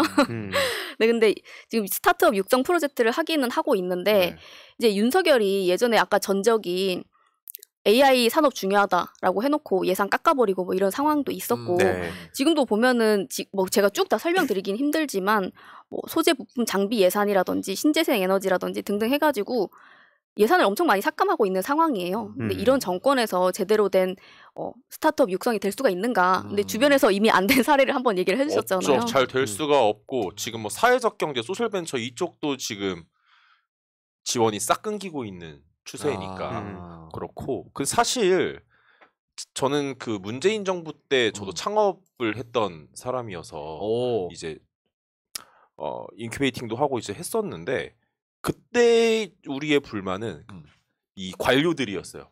돈을 받고 집행하기를 너무 어렵게 해놨어요. 영수증으로 그러니까 절차가 까다롭구나. 일일이 다 해야 되고 자기들은 어디서 특활비라고 술 먹고 어디서 어떻게 쓰는지도 모르게 해놓고 창업하라고 돈 줘놓고 영수증 붙이느라 시간 다 가면서 너무 돈 쓰기 힘들다 이러면서 변하지 않는 보수적인 관료들에 대해서 비판을 많이 했었는데 이번에 정권이 바뀐 이후로는 뭐 관료까지 얘기할 것도 없죠. 그렇게 무능한 지도자와 관료들이 만났을 때 어떤 일이 벌어졌는가 한번 볼 필요가 있는데 박근혜 때를 떠올려 보시면은 젊은이들 다 창업하라고 그렇게 등 떠밀었잖아요. 그래서 푸드트럭이니 뭐니 하게 만들어 놓고 그렇게 권장을 다 해놓고 그 흑폭풍을 결국에 개인들이 다 감당하지 않았습니까? 그럼요. 그때 다 중동가라 그러고 다 중동가라 그러고 푸드트럭 하라 그러고 실제로 푸드트럭이 많이 늘어났는데 그 사람들 나중에 다 어떻게 됐어요? 뭐 누가 책임져 주는 거예요? 코로나가 와버렸죠. 그것도 그렇고 실제로 제 주위에 그때 푸드트럭 한 친구가 있는데 지금 장사를 접었거든요. 근데 그 예를 들어서 여의도에 같은데 무슨 축제한다고 해서 푸드트럭을 다 부른대요. 맞아요. 네. 거기서는 한창 장사가 되는데 그 이후가 이제 문제야. 맞아요. 그러니까 그쵸. 행사를 안 잡아주면 어디 갈 데가 없고 맞아요. 그렇다고 노상에서 하자니 또 길거리에 단속 같은 거 나오잖아요. 지정구역이 아니면. 그러니까 사실은 그 트럭이랑 재료들을 다 해놨는데 그런 뭐 큰 행사가 아닌 이상 유지가 안 되는 거예요, 장사가. 그렇죠. 그런 문제도 있죠. 이게 사실 그때도 보면은 무슨 원천 기술을 개발한다던가 뭐 이런 게 아니다 보니까 그냥 그때 겉핥기식으로 보여주기식으로 실적이 되니까 그냥 그때도 이런 걸 진행했던 거잖아요. 그렇죠. 근데 저는 아까 뭐 미국 실리콘밸리 얘기하셨는데 미국과 한국의 근본적인 차이가 이 대기업에 대한 인식인 것 같아요. 왜냐면 최근에 이런 기사가 나왔어요. 한번 검색해 보셔도 좋을 텐데 미국 법무부가 구글이 디지털 광고 시장에서 불법적으로 지배력을 남용해 공정한 경쟁을 해치고 있다면서 반독점 위반 소송을 제기했다. 미국 법무부가. 우리로 치면은 한동훈 법무부 장관이 거기는 대기업이 그 반독점 위반 했다고 이제 소송을 제기한 거죠. 미국은 백악관도 지금 압수수색 하잖아요. 우리도 윤석열 압수수색 해야 됩니다. 그럼 미국처럼 되려면. 아니 그러니까 그런 근본적인 차이가 있다는 거죠. 네. 그러니까 결국에는 우리나라에선 아무리 스타트업이 잘해도 대기업한테 다 먹히잖아요. 그렇죠. 카카오 같은 데서 문어발식으로 하고 자본과 엄청난 네트워크, 정보 이런 거 가지고 그냥 기업 하나 먹어버리는 거 일도 아니고 그렇죠. 네. 그러면서 가격으로 아예 그냥 장난질 쳐가지고 그런 기업들 도태되게 만들고 그 시스템 못 바꾸면 아무리 창업 100만 개 뭐 그 한다 해도 다 보여주기식이죠, 솔직히. 그럼요. 맞습니다. 맞아. 뭐 기술 탈취 아까 얘기해 주신 것처럼 단가 후려치기 이런 게 만연하다는 거는 뭐 많은 분들이 알고 계실 거예요. 근데 얘기해 주신 것처럼 이제 스타트업 말로만 할 게 아니고 생존할 수 있도록 토양이 본질적으로 개선이 돼야 되는데 딱 그 핵심을 얘기를 해주신 것 같아요. 지금 뭐 미국 따라한다고 윤석열 뭐 미국 대통령 마음이 내 마음 이러면서 미국 따라한다고 하잖아요. 근데 그런 거 말로만 따라하는 게 아니고 사실 우리나라의 특이한 재벌 체제라고 하는 게 반시장적인 거잖아요. 이게 이상하게 재벌 독식 체제고 근데 이런 거에 대해서 좀 개선할 필요가 있다라고 생각이 드는 거죠. 분명히 근데 여기서 말씀드리고 싶은 게 뭐냐면 여기 있는 사람 누구도 우리가 뭐 재벌과 대기업을 분리해서 봐야 된다고 생각을 하지 대기업 망해라가 아니잖아요. 아, 그렇죠. 근데 여기서 우리는 아무도 자본주의를 부정하지도 않고 다들 돈을 좋아합니다. 근데 여기에 대해서 저쪽에서는 프레임을 씌우는 게 마치 공산당인 것처럼 그리고 우리가 마치 삼성을 망하게 만들고 싶은 것처럼 얘기하는 공격들이 있는데 우리가 절대 그거 아니라는 거 말씀을 드리고 싶고 실제로 이재용이 들어갈 때마다 주가가 올라서 어떤 사람들은 뭐 형 좀 들어갈 때 안 됐어 이렇게 얘기하는 사람들도 있잖아요. 실제로 삼성전자 그 주식 토론칸 가보면 아, 갈 때 된 것 같은데. 재용이 형 좀 들어갔다 와라. 네, 제드래곤. 네. 여기도 제드래곤 자체가 뭐 그 사람 알지도 못하는 사람인데 그 사람이 싫은 게 아니라 그렇게 만들어가고 있는 잘못된 구조에 대해서 얘기를 하고 있는 거고 잘못된 게 있으면 그 부분을 비판할 필요가 있는 거죠. 네, 그리고 우리가 이번에 보면은 CES에서도 굉장히 저력을 많이 보여줬었거든요. 그래서 이렇게 충분히 잠재력이 있는 나라고 이런 잠재력을 터뜨리려고 하다 보면 뭐 그런 개선된 토양과 네, 체질 개선이 필요하다. 근데 그걸 잘해줄 수 있는 정부가 필요하다. 지금 정부는 아닌 것 같다. 우리는 누가 잘할 것 같은지 알고 있잖아요. 네, 그래서 이번 주 토요일 날에도 많이들 나와주십사 말씀드리고 싶습니다. 네, 예, 좋습니다. 사실 아까 그 중기부 이영 장관 얘기하셨는데 사실 이번에 외교 참사 또 크게 터졌잖아요. 근데 왜 박쥐는 이야기가 안 나와요? 원래 그런 사람이 책임지고 이거 먼저 모가지 날아가는 거 아닌가? 이상민 보세요. 하긴 또 그 사람 보면 그렇게 이해가 가네. 아무튼 좋습니다. 사실 이 트렌드 관련한 소식으로 우리 또 그 보람 PD님께서 이야기를 전해주시는데 다음 주에도 또 좋은 소식 기대하도록 하겠습니다. 그리고 그 제가 참고로 그 보람 PD님 시간 1분 더 드렸습니다. 예. 중요해. 왜냐면 나중에 가산점에 반영해 주세요. 예. 왜냐면 또 실세니까. 네, 좋습니다.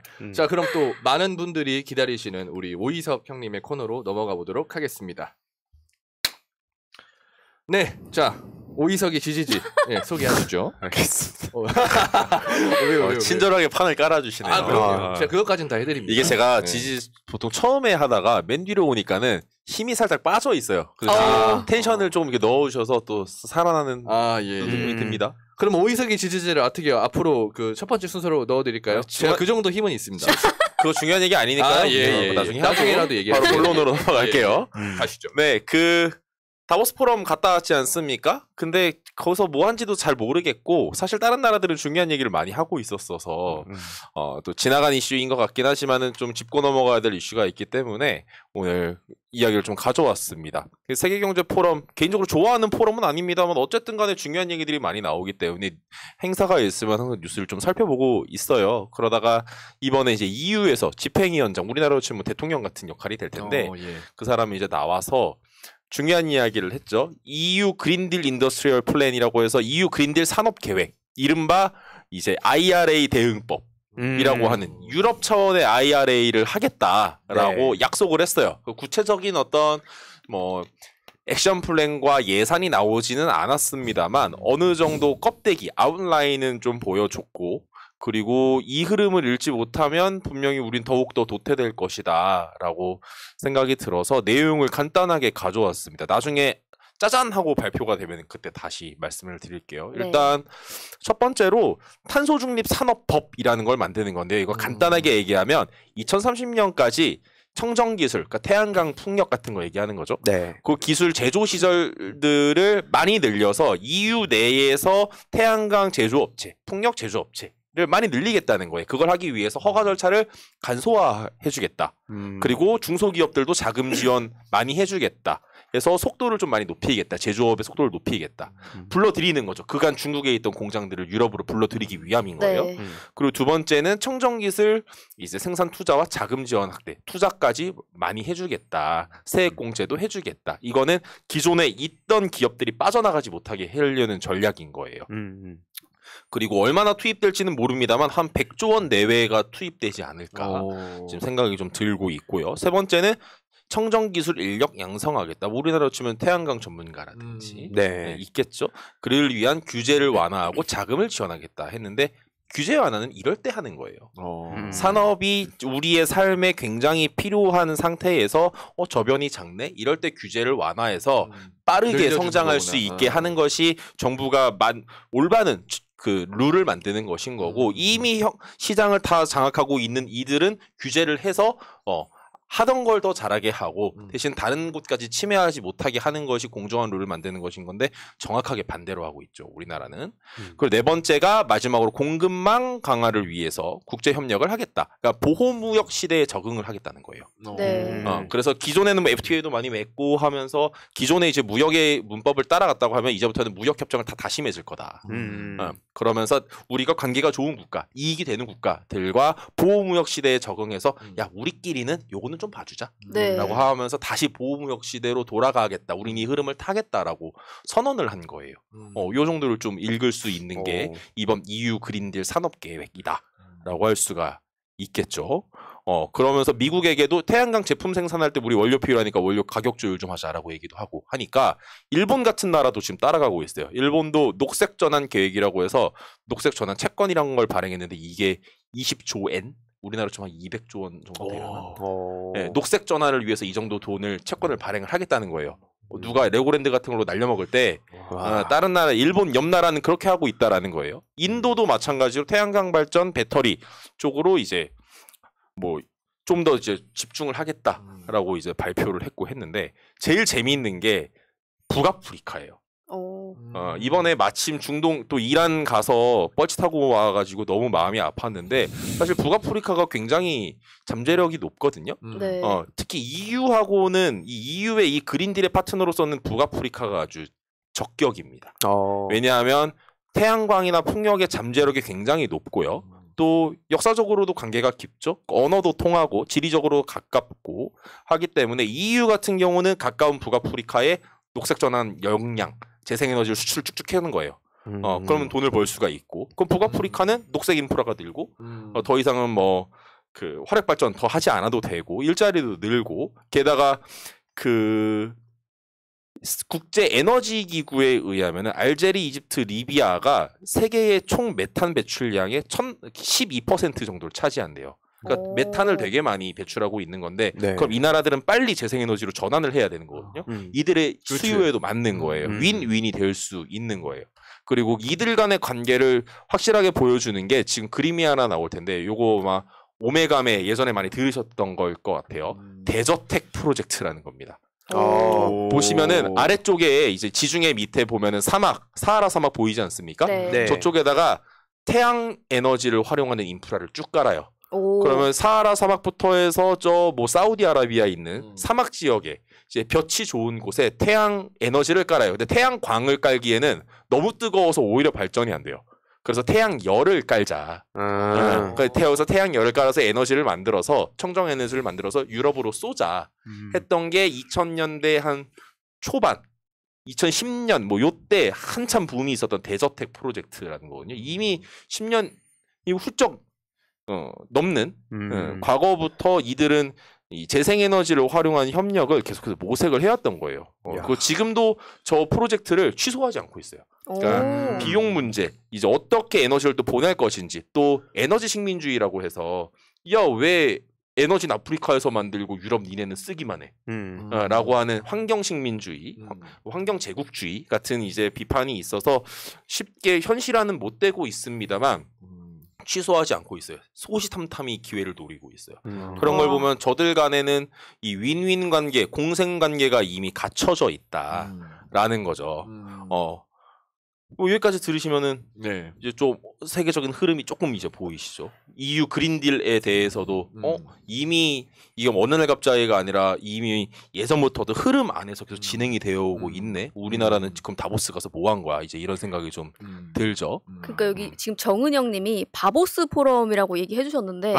지금 윤석열 혼자 다보스 포럼 간 것 같아요. 왜냐면은 딱 지금 얘기해 주신 게 원래 글로벌화 되고 예를 들어서 중국 같은 곳이 세계의 공장 같은 역할을 해줬었잖아요. 그 싼 인건비로 우리가 여기서 제작을 하고 이제 전 세계로 뿌려지고 근데 이런 것들이 점점 지역적으로 블럭이 생기다 보니까 예를 들어서 미국에서 지금 IRA로 딱 나를 비롯한 몇몇 내 주변의 프렌드들 우리 패밀리들만 이렇게 딱 지키고 이걸 하려고 하니까 유럽에서 근데 이게 어떻게 보면 반발식으로 좀 튀어나온 건가요? 자기들끼리 이렇게 손잡고 하는 거는? 일단 흐름 자체가 이렇죠. 그러니까 EU는 좋으나 싫으나 이제 함께 살아갈 수밖에 없는 운명 공동체인 거고요.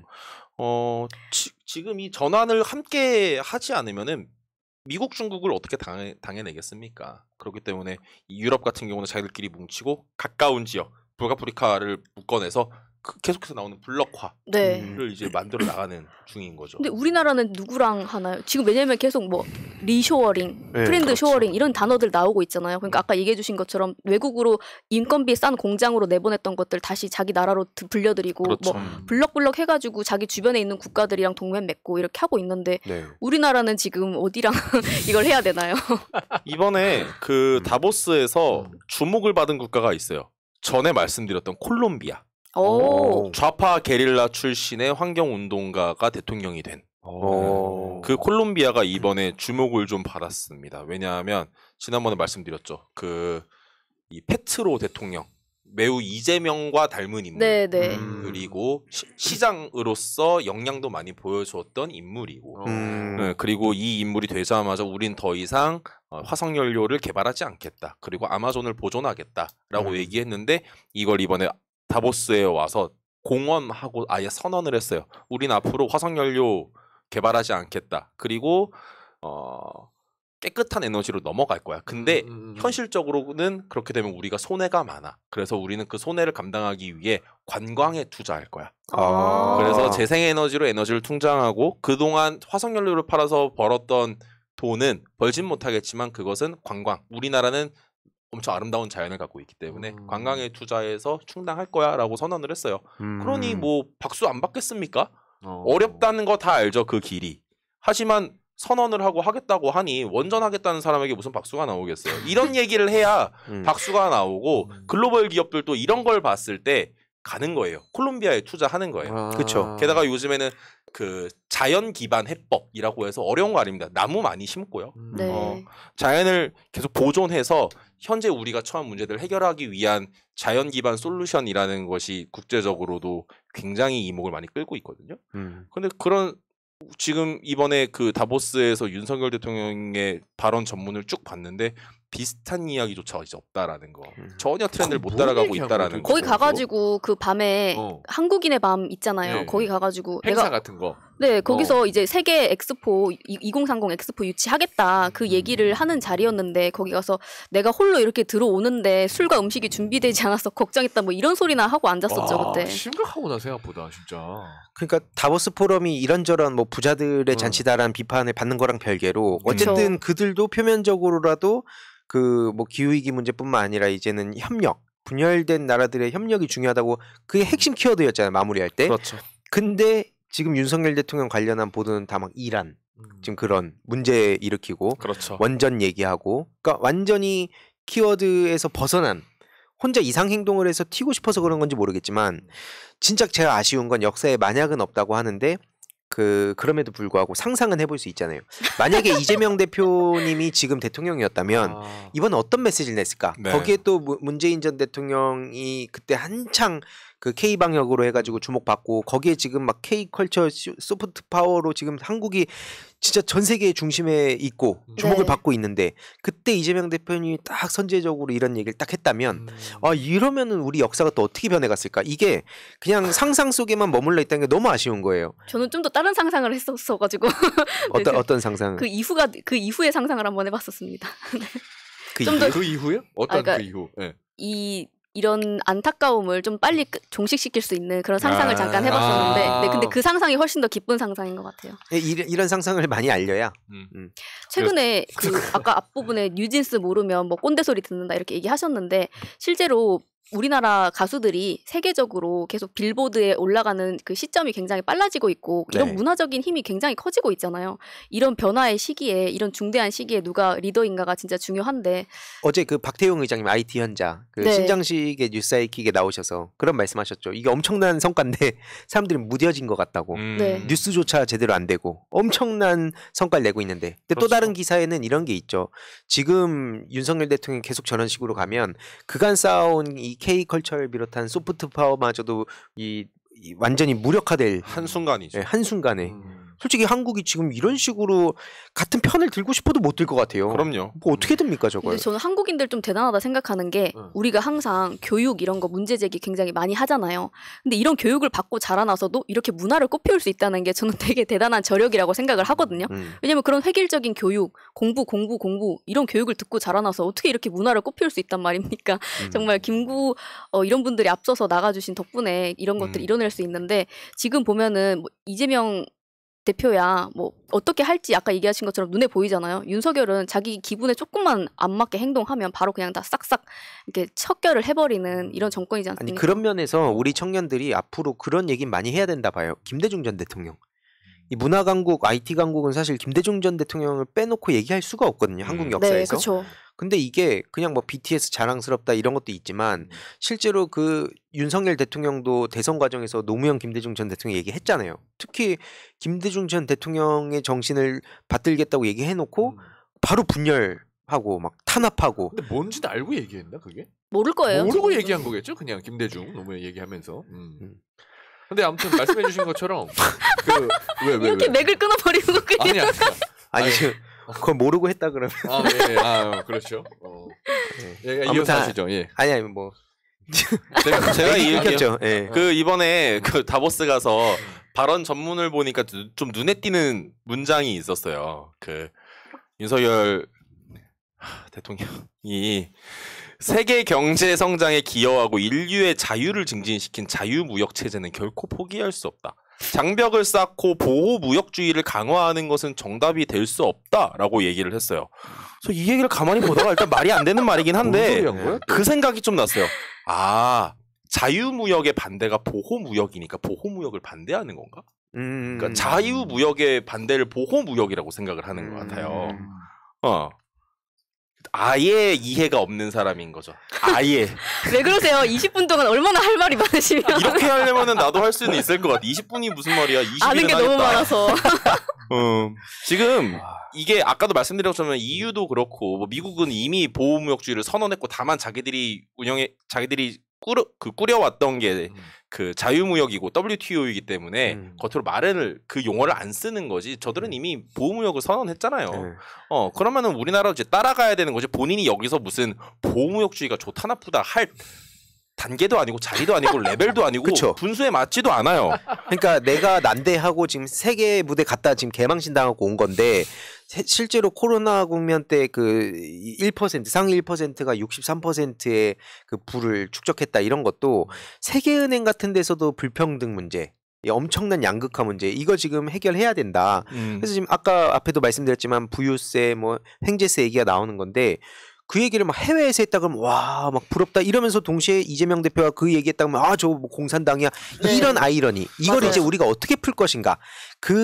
거기에 있는 사람들 우리가 욕한다고 해서 어쨌든 설득되는 게 아니기 때문에 그분들을 어떻게 설득할 것인가는 사실 당에서도 그렇고 우리가 같이 고민해야 될 문제라 생각은 합니다.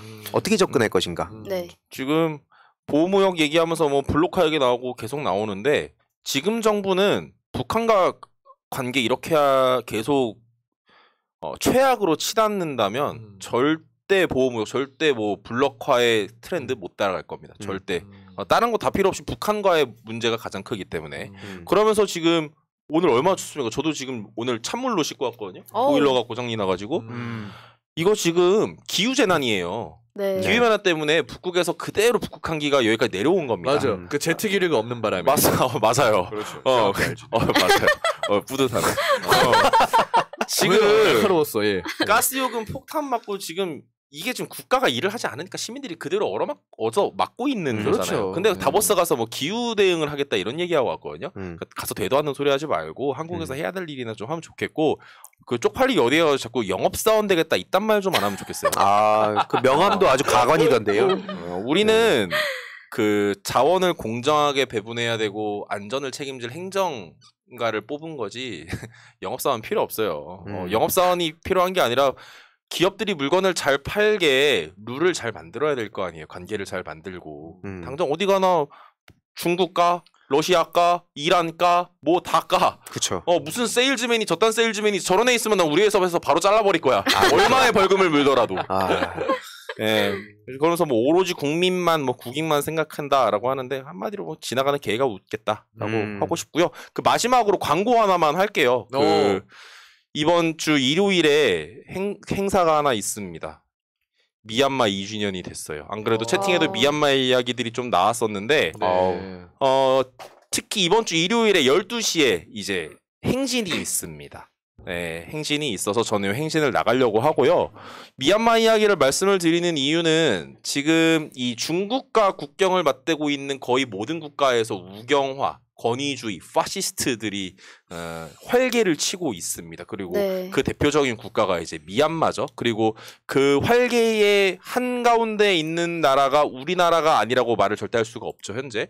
그렇기 때문에 미얀마가 그냥 지면 미얀마의 군부뿐만이 아니라 저런 파시스트들, 권위주의자들들이 용기를 얻기 딱 좋다. 아니 근데 권위주의라고 들렸는데 근데 진짜 연결되는 것 같아요. 중의적인 표현, 권위주의자들, 권위주의자들이 용기를 얻는다. 이렇기 때문에 미얀마가 그냥 져서는 안 된다. 해서 계속해서 미얀마의 문제에는 관심 갖고 함께 연대하고 있으니까요. 같이 나오실 분들 한국 사람들이 생각보다 별로 안 나와요. 거의 미얀마 청년들이 많고. 그래서 같이 나와서 힘도 불어넣어 주시고 현장에서 보면 인사도 나누고 하면 정말 좋겠습니다. 권위주의라는 말이 딱 꽂히면서 나가고도 싶게 만드시네요. 진짜. 이 정도 돼야 영업사원 하지. 그치. 어디 가서 솔직히 영업사원 하려면 제대로 뭘 팔기나 팔든가 뭐 제대로 하지도 못하면서. 나는 술도 잘 먹는데. 그리고 아까 채팅에서 박찬양님께서 그 말씀해 주셨어요. 추천해 주신 이 책 지난주에 추천했던 이 책 지금 우리가 할 수 있는 일이라는 환경책 추천해달라고 해서 지난주에 추천드렸었는데 잘 읽고 계시다고.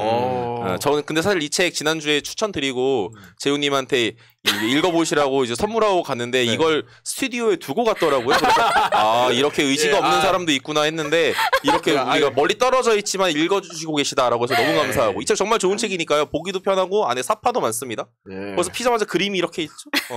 많이 보시면 좋겠습니다. 기부도 자동으로 환경단체로 되니까 이 책 많이 구입해서 읽어보시면 좋겠습니다. 형님, 제가 그거 얼마나 요즘 제가 제특이류도 딱 맞췄지 않습니까? 마무리해 주시죠. 그래서 요즘 확실히 이 의석이형 코너가 지금 한 1년 반 정도 계속되고 있는데 사람들이 어떤 환경의 기후위기에 대한 인식이 확실히 높아지는 것 같아요. 댓글창만 봐도 이 관련된 질문들 많이 올라오고 무엇보다 제가 이게 딱 이 환경적인 지식이 들어갔고 이게 딱 확실히 의석이형 코너가 정말 의미 있는 코너다.